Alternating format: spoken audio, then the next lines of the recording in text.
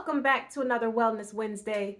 On this week's episode of The Physician Gardener, we are going to be talking about the new RSV vaccine.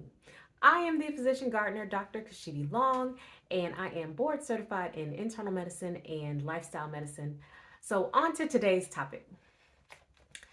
What is RSV? RSV is the respiratory syncytial virus, and it is commonly found in children. A lot of toddlers and infants will wind up in the hospital or the emergency room because of RSV. But lately, in the last couple years, there's been increased testing.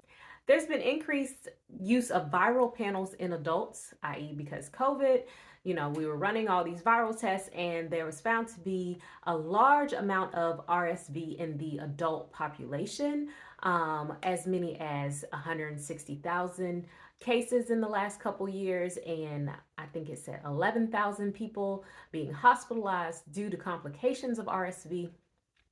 So, of course, what science did is there was already a children's version of the RSV vaccines that most kids get, and so they basically used the same information technology and came up with a version for adults. Now, should you be getting the RSV vaccine?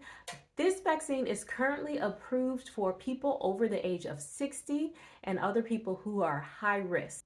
The vaccine is approved for people over the age of 60 because most of the cases that winded up in the hospital were in people over that age.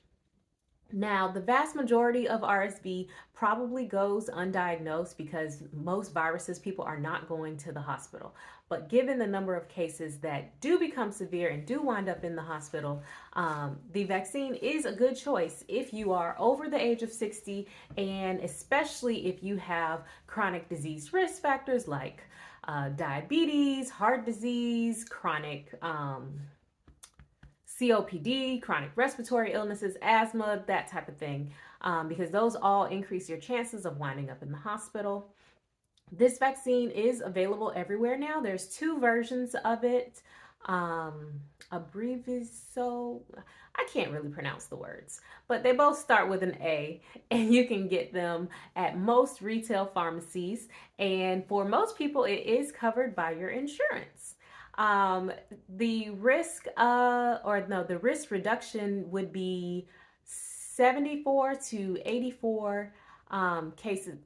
74% to 84% of the RSV cases were prevented with the use of the vaccine.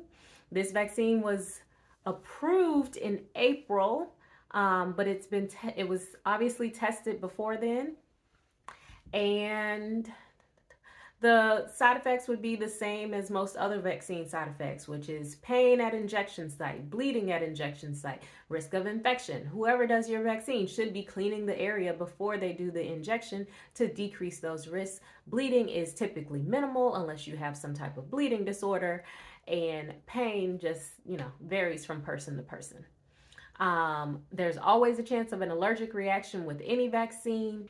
Those are the more common side effects. Of course, please read your vaccine information sheet for more details.